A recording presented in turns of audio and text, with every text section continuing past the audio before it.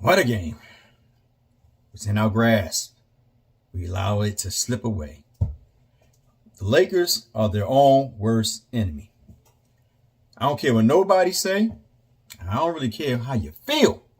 At the end of the day, the Lakers are their own worst enemy.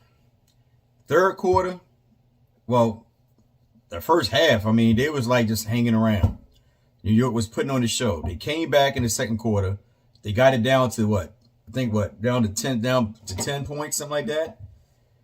Then the third quarter, then the Lakers really went off because at first when the Lakers went off behind Russell Westbrook and Bradley. You know what I'm saying? And then andreJordan, he did his little thing playing defense. Now, keep in mind, Anthony Davis was sick. So he wasn't playing at 100%. You could see it. You know what I mean? Just watching his body language, you could tell that, he was trying to play through it, but you still see him sick. But at the end of the day, I try to make no excuses. It is what it is. Vogel, as a coach, I never liked his coaching. Never liked it when it was Indiana. Never liked him when he was in other teams and all. Even when he came to LA, I'm not a big fan of Vogel. All right, no matter what somebody say to me, it doesn't matter to me. At the end of the day, I want to know, was Rondo hurt? Because I'm hearing the announcer saying that, they were talking about Vogel's lineups. And he said he was just trying to work out different lineups to see what mesh. Okay, I get that.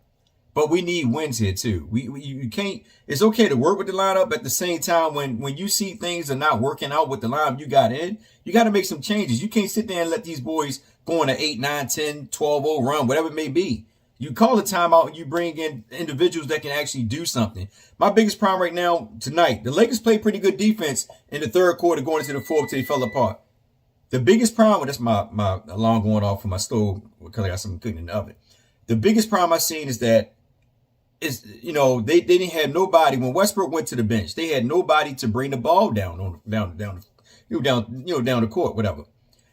Running guys who THT is just he's an ISO player. You know what I mean? He's real radical when he goes to the paint. He makes a lot of turn-ups. He makes bad decisions. He's still young, still improving, but you can see a lot of it. Avery Bradley is not a point guard. Let's be honest. He's a good defensive player, and I think right now on the perimeter, he's probably the best defender we got on the perimeter. Malik Monk, he's erratic a little bit too. Let's be honest. I think he's better. He's a better shooter when the ball is moving. When I watch him in Charlotte, because Charlotte does a lot of ball movement. Because it does a lot of ball movement, we get a lot of open looks. With the Lakers, you don't get that many open looks. Because when they get into that half-court set, they're not spreading the ball around enough. They're only spreading the ball like once or twice, then they're taking the shot. When we went on that run, that's when they were actually moving the ball pretty good. Westbrook was giving Anthony Davis a lot of good looks. He actually knocked down a couple threes. Big surprise to me. Carmelo Anthony, he was the X factor of the team. What I mean by that is he didn't really show up tonight. If Carmelo Anthony would at least hit, I think he went 3 for 12 behind the arc or something like that, or 3 for 8. I forgot what it was. I know it's terrible numbers.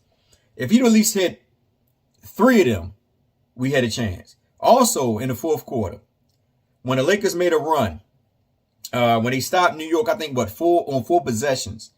Instead of them going to attack the basket, we were down by 10. Instead of them attacking the basket, it was 2 minutes left or something like that, or 3 minutes, they actually took threes, which I personally, like I said, if they had hit it, we've been cool. But me personally, I would attack the basket. I always say that, going for a 2 is much easier than going for a 3. You know what I mean? A 2 is you're going to get a layup or somebody going to foul you. But I would have went for the 2s to cut into the deficit. I wouldn't wait till with a minute left, then, you attack the basket, and then you get down by 5, and then you got to figure out what kind of strategy you can in order to beat the Knicks. Julius Randle, man, he's an ex-Laker. I like Julius Randle's body of work. I know a lot of people might disagree with me, but I always watch some of the young players from our team that goes to other teams and actually, become more accomplished and really get into their roles. I like him. I always like Julius Randle. I like him. I call him the bully beast, back in LA, man, because he's physical. And, but luckily Anthony Davis got him in foul trouble. And when he got him in foul trouble and they took him out, that was our actually opportunity to run the ball. But that dude quickly, if you watch those games, that's why I tell people I watch a lot of games. I don't just watch the Lakers. I watch a lot of games. And if you watch that game, quickly he's a streaky shooter. When he's going, when he got it, he got it. It's not like he's scared to shoot. He's going to shoot all day. And you got to D him up because he'll shoot that thing from coming off the half court. And if he get an opportunity, if he get an open opportunity to shoot, he's gonna take that shot. And we didn't really guard real tight on the perimeter. Like, in the third quarter we did. We played good. We played pretty good defense. I say in the third quarter towards the end. Then the fourth quarter is like when we got the fourth quarter, we started slacking. And that goes right back into that rotation of us not having a point guard on the floor when Westbrook went out. You putting the ball on THT, Ellington and Monk and Bradley hands. These guys are not even point guards. You know what I mean? They're not even, they're not even fine. It's like you can see them struggling just to make a pass. And every time he did that, and I'm giving this to Vogel too, because every time he made the decision to, when sit Westbrook down, don't bring Rondo in, because I don't think Rondo was hurt, because Rondo had the headband on. He was standing out there on the court, on the benches, and he had the warm-up suit on, so he wasn't hurt. This all Vogel decided, like, I'm gonna try this squad. Listen, man, if you see it don't work and you got to make some changes, you just can't sit there and say, well, I'm gonna bring it back in again. When we tied the game up. We tied the game up. You took Westbrook out to give him a breather. You brought that squad in. When you brought that squad in, that's when they went on their run. We couldn't get the ball down the court, man. We were struggling. You know what I'm saying? So my thing at the end of the day is that you should at least bring Rondo in right after Westbrook. And that's the thing that bothers me. Like, I'm watching you play games where you got Rondo and Westbrook in the backcourt at the same time. Don't have no actual true point guard coming off that bench. You got them in the backcourt at the same time. And this is even when Ellington and all them guys came back, you still ran that offense or that lineup. It just bothers me. Like, why don't Rondo's sitting there or right there. We have a chance to win this game. We need another floor general to come in when Westbrook is tired to let this guy come in and run the floor. I'm telling you, this is a game that we could have had, but we let it slip between our fingers, man. We could have had this game because I'm telling y'all, like, when the fourth quarter come, you can start to see the wear and tear and the tiredness on some of these players. They get tired. They're old players. So when we get a chance to run, you gotta make some rotations. You gotta change up some players. But all in all, I smell like something here. Anyway, I'm saying smell gas. Something is burning. All in all, at the end of the day, all I'm saying is this: we had a chance to win this game. We let it slip from our fingers. Westbrook, third quarter, he tore it up. Had a pretty good game. I like his game.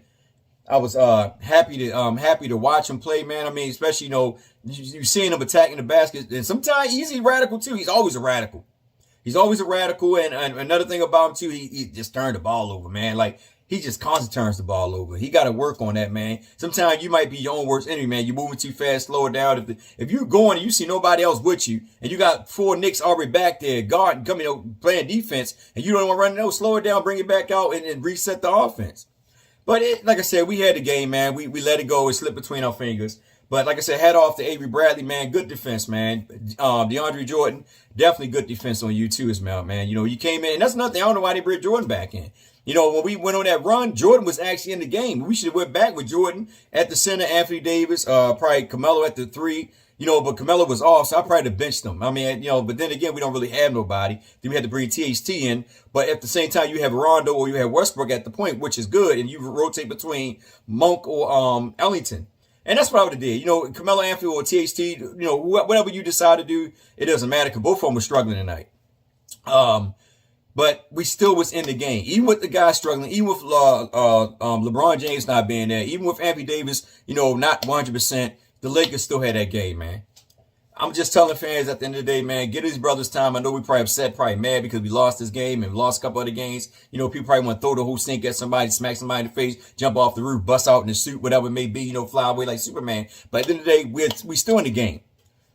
You just got to hope that when LeBron gets back and when the other players get healthy, Nunn and Travis, we can make some good rotation. But right now, the team the players we got, it can still work. It's just that it got to go down. It got to be based on, rotation and players that are willing to actually get out there and, sacrifice, man, to play defense. And biggest thing, man, they got to pass the ball more than once, man. I understand Westbrook, you're a point guard, you're trying to get Anthony Davis going. I understand that. But when you're coming on the court and there's only like one pass, like, come on, man. You got to rotate that ball, man. Everybody, listen, a good portion of our shots were all 4 shots. Somebody in somebody's face. They're not good looks. Good looks is like you make the extra pass to the man that's wide open. And we did it a little bit. We seen a little bit of it. But then all of a sudden it went back to the ISO, you know what I mean? And that's what kills us every time we go to the ISO. Now the pick and roll was pretty good with Anthony Davis and Westbrook. And pick and roll, you know, backdoor cuts, I like that. But we got to work on more ball movement, man. Ball movement is very important right now. We're actually in the top 10 in we actually top 10 in offense. Top 10 offense and top 10 in assists. Crazy, right? But that's because Westbrook averaged like 9 to 8 and LeBron averaged about 9 to 8. So that makes sense, you know what I mean? So we should be in the top 10 in assists, but at the same time, we need better ball move. Plus, I think we're in the top 10 in scoring as well. So we got the offense. We just got to put it together. Defense have to be much more better than what it is, man. We got to stop trying to go down low, helping our big men out because like I said before, Anthony Davis can play defense by himself. So can Jordan and so can Dwight Howard. You know, but the perimeter, we keep leaving the perimeter wide open and giving these guys too many looks behind the perimeter, man. It's like the same defense I seen when Luke Walton was there. You know, everybody rushed down to the paint to help the center out when the center should not need help. These are freaking past centers that was freaking on the defensive first team, you know, all-stars and all that. These guys ain't, excuse me, my nose running, I'm sorry. These guys ain't average centers, man. You know what I'm saying? Like, they're not bad players. You know, you just got to get them pumped up. You know what I'm saying? So, I don't know. Anyway, this your man, Urban Lover. Like, share, subscribe, get in the comment section, tell what you like. Listen, man, you know, hey, we got, you know, hopefully the next game, well, LeBron will be back, hopefully next game. And I hope Anthony Davis feel a little bit better, man. But listen, keep your head up, man. You know, it is what it is, man. You know, win or lose, man, we still rock them Lakers. You know how it is, man. I was in your mama's basement, but I came out, man. I had to come out, man, because I smell gas. So I got to get off this thing because something ain't smelling right here. I don't know if it's me passing gas, my next door neighbor letting something out, but I smell gas. So with that being said, I got to go.